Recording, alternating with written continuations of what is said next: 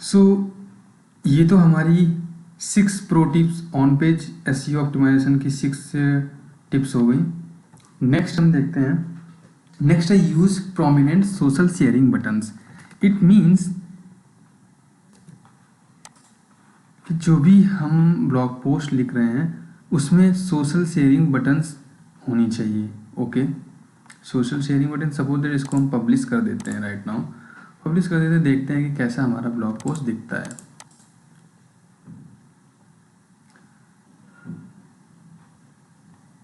Right, कुछ इस तरीके का हमारा ब्लॉग पोस्ट दिख रहा है। Got it. तो ये जो बेसिकली सोशल शेयरिंग बटन्स हमने लगाए हैं, ये बेसिकली इस पॉइंट का मतलब है कि हमें सोशल शेयरिंग बटन्स यूज करनी चाहिए, जिससे कि अगर हमारा ब्लॉग अगर विजिटर्स को अगर अच्छा लग रहा है, उसे यूजफुल इन्फॉर्मेशन मिल रही है, तो वो शेयर कर सकता है अपने सोशल मीडिया प्लेटफॉर्म पे भी। ओके, हमें सोशल शेयरिंग बटन्स का यूज करना चाहिए। अब सोशल शेयरिंग का बटन्स हम यूज कैसे करेंगे, ये बेसिकली प्लगइन्स के थ्रू हम कर सकते हैं। प्लगइन्स इंस्टॉल कर, कोई भी प्लगइन इंस्टॉल कर लो। अगर आपने वर्डप्रेस से वेबसाइट बनाई है तो आपने वर्डप्रेस सेक्शन पे, प्लगइन के सेक्शन पे जाके वहाँ पे सोशल शेयरिंग बटन्स का प्लगइन सर्च करो और उसे इंस्टॉल और एक्टिवेट कर लो, दैट्स इट, और ये इनेबल हो जाएगा। नेक्स्ट है पब्लिश लॉन्ग कंटेंट। अब पब्लिश लॉन्ग कंटेंट का मतलब क्या है ये हम समझ लेते हैं। ये तो हमें समझ में आ रहा है कि जो भी हम कंटेंट लिखें वो हम लॉन्ग कंटेंट लिखें, बट लॉन्ग कंटेंट में कितना, 1000, 2000, 3000, 5000, 10,000 वर्ड्स, कितना लॉन्ग कंटेंट बेसिकली किसको कहते हैं हम। सो बेसिकली यहाँ पे लॉन्ग कंटेंट का मतलब है कि जो भी हम इंफॉर्मेशन प्रोवाइड कर रहे हैं अपने यूजर्स को, सपोज दैट अगर हम डिजिटल मार्केटिंग के बारे में बता रहे हैं, तो अगर डिजिटल मार्केटिंग को हम एक कंप्लीट इंफॉर्मेशन दें अपने ब्लॉग सेक्शन में, गॉट इट। इट मीन्स कि अगर हम जिस भी टॉपिक के बारे में बात कर रहे हैं, जिस भी टॉपिक के बारे में हम यूजर को बता रहे हैं, उस टॉपिक के बारे में हम एक कंप्लीट इंफॉर्मेशन दें from scratch to upper level.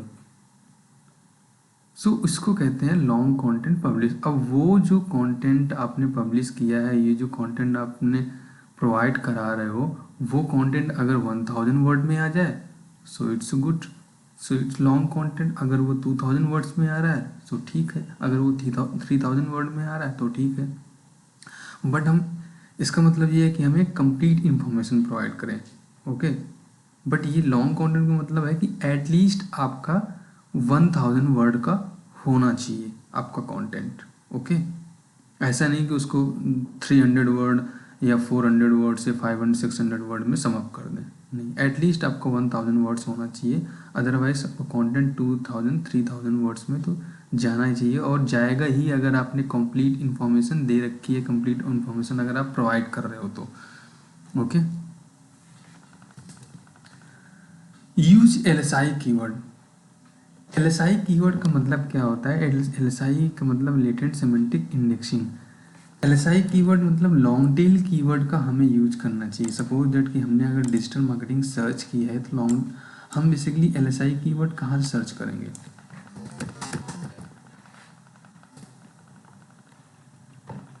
हम एलएसआई कीवर्ड, एक तो हमने कीवर्ड रिसर्चिंग में बताया था, शायद आप लोगों को अगर याद हो तो, कौन सा, एलएसआई ग्राफ। एलएसआई ग्राफ एक कीवर्ड रिसर्चिंग की वेबसाइट है जहाँ से हम एलएसआई कीवर्ड या लॉन्ग टेल कीवर्ड हम सर्च कर सकते हैं, गेट कर सकते हैं।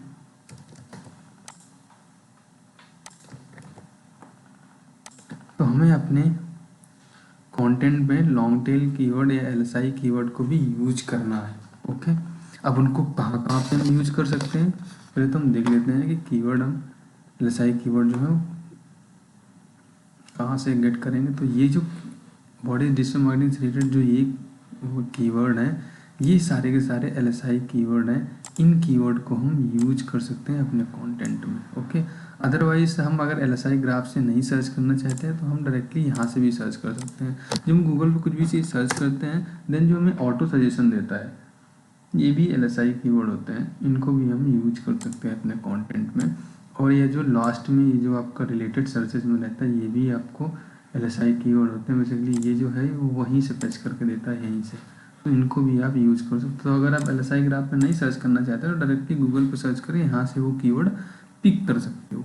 Got it. अब बात आती है कि हम इनको यूज कैसे करें, LSI कीवर्ड को यूज कैसे करें और कहाँ करें। तो हम बेसिकली कहाँ करेंगे, हम LSI कीवर्ड को अपने पैराग्राफ में यूज करेंगे। ओके, हम सब हेडिंग्स में यूज कर सकते हैं। Got it. और उसको हम बोल्ड कर सकते हैं। समझ आ गया। Then internal linking. Internal linking का मतलब क्या है कि अगर आप डिजिटल मार्केटिंग से रिलेटेड कंटेंट लिख रहे हो और अगर उसमें जैसे रिलेटेड कोई कीवर्ड या वर्ड आ गए like social media, content marketing, SEO या कीवर्ड रिसर्च, तो सपोज दैट आप कीवर्ड रिसर्च से रिलेटेड एक और कंटेंट अपनी वेबसाइट में अपने कीवर्ड रिसर्च से रिलेटेड सेपरेट कंटेंट लिख रखा है तो उसको यहाँ पर लिंक कर दो। तो इंटरनल लिंकिंग का मतलब क्या है कि अपनी ही वेबसाइट के अनदर वेब पेजेस को अपने ब्लॉग पोस्ट में लिंक करना, इंटरनल लिंक करना, अपनी वेबसाइट की इंटरनल लिंक करना।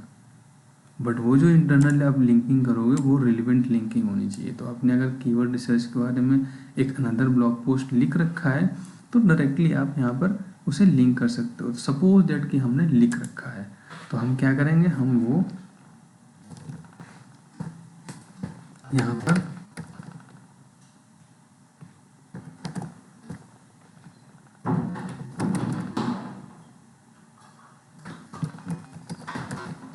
URL डाल देंगे। ओके,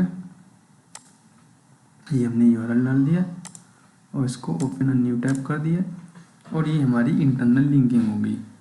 अब कोई यूज़र इस पर क्लिक करेगा तो वो उस कीवर्ड रिसर्च वाले कंटेंट पे रिडायरेक्ट हो जाएगा। ओके, तो इस तरीके से हम करते हैं इस तरीके से हम करते हैं इंटरनल लिंकिंग। अब बात आती थी इंटरनल लिंकिंग हम करते क्यों, ये भी हम समझ लेते हैं। तो इंटरनल लिंकिंग हम इसलिए करते हैं कि हमारी वेबसाइट का जो बाउंस रेट है वो कम होता है। बाउंस रेट का मतलब क्या हुआ कि हमारी वेबसाइट पर सपोज दैट एक यूज़र आया और वो कितनी जल्दी, अगर एक यूज़र आया और इसी वेब पेज को उसने रीड किया और वो बाउंस हो गया, वो हमारी वेबसाइट से एग्जिट हो गया, तो हमारी बाउंस रेट, वेबसाइट का जो बाउंस रेट हो वो ज़्यादा होता है। जबकि हमारी वेबसाइट का बाउंस रेट जो है वो कम होना चाहिए। जितना हमारी वेबसाइट का बाउंस रेट कम होगा गूगल को उतना प्लस सिग्नल मिलेगा for SEO point of view से। तो अगर कोई यूज़र आता है और हमारी वेबसाइट के दूसरे ब्लॉग को भी रीड करता है, जैसे अगर हम यहाँ पे डिजिटल मार्केटिंग के बारे में उसने पढ़ा, इसके बाद में best watches under 10,000 rupee in India, suppose that ये एक ब्लॉग पोस्ट है, इसको भी उसने रीड किया, फिर इसके बाद अनदर वेब पेज को रीड किया, इसके बाद अनदर वेब पेज को रीड किया, तो इसका मतलब है हमारी वेबसाइट पे जो यूज़र है वो काफ़ी देर रुका तो बाउंस रेट हमारा बहुत कम होगा, तो ये प्लस सिग्नल जाता है। तो इंटरनल लिंकिंग बेसिकली हम इसीलिए करते हैं कि सपोज दैट कोई यूज़र पढ़ रहा है डिजिटल मार्केटिंग के बारे में, देन उसे कीवर्ड रिसर्च के बारे में भी अब पढ़ना है, कंप्लीट में समझ लेते तो उसने क्या किया कि कीवर्ड रिसर्च को भी ओपन कर लिया, उसको भी पढ़ने लगा। तो बट अभी आपकी वेबसाइट से, वेब पेज से तो एग्जिट कर गया, बट वेबसाइट से वो एग्जिट नहीं किया हुआ है, तो बाउंस रेट आपका कम होगा, तो ये गूगल को प्लस सिग्नल जाएगा। इस वजह से हम बेसिकली इंटरनल लिंकिंग करते हैं कि बाउंस रेट हमारा जो है वो डिक्रीज होता है। First thing. सेकेंड थिंग कि हमारी वेबसाइट पे ही ट्रैफिक मिलता है। अगर कीवर्ड रिसर्च से रिलेटेड हमने एक और ब्लॉग लिखा हुआ है तो वो ब्लॉग भी विजिट करेगा, तो उस ब्लॉग में भी हमारी एक विजिटर्स इंक्रीज हुआ, तो एटलीस्ट कहीं ना कहीं हमारी वेबसाइट में ही तो ट्रैफिक बढ़ रहा है, तो इससे हमारी वेबसाइट को ट्रैफिक भी मिलता है इंटरनल लिंकिंग से।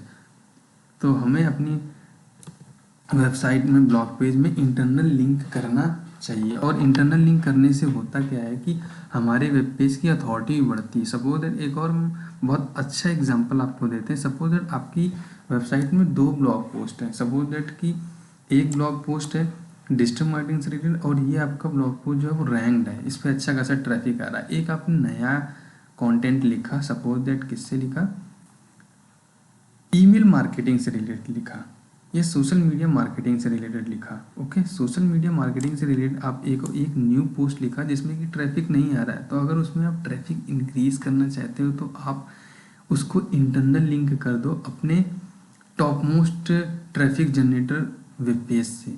तो आपकी जो आपने नया वेब पेज बनाया होगा, जो आपने सोशल मीडिया मार्केटिंग से रिलेटेड नया वेब पेज से बनाया है, नया कंटेंट लिखा हुआ है, उसकी अथॉरिटी भी बढ़ जाएगी और उस पर ट्रैफिक भी मिलेगा। तो इंटरनल लिंकिंग का ये भी फ़ायदा होता है। तो इसका मतलब इंटरनल लिंकिंग हमारी ऑन पेज ऑप्टिमाइजेशन के लिए बहुत ही इंपॉर्टेंट होता है। हमें अपने ऑन पेज ऑप्टिमाइजेशन में इंटरनल लिंक अच्छे से रिलेवेंट कीवर्ड पे करनी चाहिए। सो आई थिंक इंटरनल लिंक आपको समझ आ गया होगा अच्छे से। S2 and S3 tag, S2 S3 tag का मतलब क्या हुआ कि हमें अपने कंटेंट में S2 हेडिंग्स, सब हेडिंग्स भी यूज करनी चाहिए। ओके। और इमेज ऑप्टिमाइजेशन, इमेज ऑप्टिमाइजेशन का मतलब क्या हुआ कि हमें जो हम इमेज यूज कर रहे हैं अपनी वेबसाइट में उनका ऑप्टिमाइजेशन कहना है। ये क्या ये ऑलरेडी हम बता चुके हैं आपको कैसे करना है कि इमेज का ऑप्टिमाइजेशन हम कैसे करते हैं। अल्ट टेक्स्ट को हम यूज़ करते हैं कीवर्ड कंटेनिंग। तो और इमेज ऑप्टिमाइजेशन का अच्छे से कैसे कर सकते हैं, जो हमारी इमेज का नेम होगा सेम हमारे टाइटल का नेम होगा, सेम हमारे अल्ट टेक्स्ट का नेम होगा, और वो इमेज का नेम क्या होगा, कीवर्ड कंटेनिंग नेम होगा। ऐसे हम इमेज का ऑप्टिमाइजेशन करते हैं। ओके, देन आता है optimize click to content. Optimize click to content का मतलब क्या होता है कि जो भी हमने वेबसाइट क्रिएट की होती है, ओके, सपोज हमने ये डिजिटल मार्केटिंग ब्लॉग की एक वेबसाइट क्रिएट की है, तो इसका मतलब क्या है कि अगर सपोज यहाँ पे हमने मेन्यू बार दे रखे हैं, तो मेन्यू बार में अगर हमने इन्फॉर्मेशन यहाँ पे दे रखी है कि डिजिटल मार्केटिंग से रिलेटेड, डिजिटल मार्केटिंग एक हमने यहाँ पे मेन्यू बार सपोज मेन्यू दे रखी है, तो डिजिटल मार्केटिंग से रिलेटेड वो विद इन 2 क्लिक्स में वो उस पेज पर लैंड कर जाए। सपोज दैट अबाउट अस का पेज है, तो अबाउट अस क्लिक करने से एक तो डायरेक्टली 1 क्लिक पे अबाउट अस पहुंच जाए, अदरवाइज अगर मैक्सिमम क्लिक लेना चाहता है तो मैक्सिमम मतलब 2 क्लिक्स पे अबाउट अस पेज पे पहुंच जाए।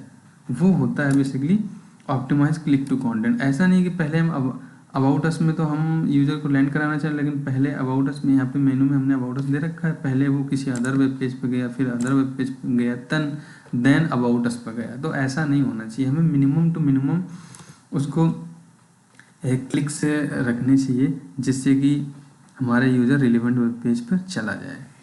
Got it. तो ये आपका almost complete on page optimization हो गया।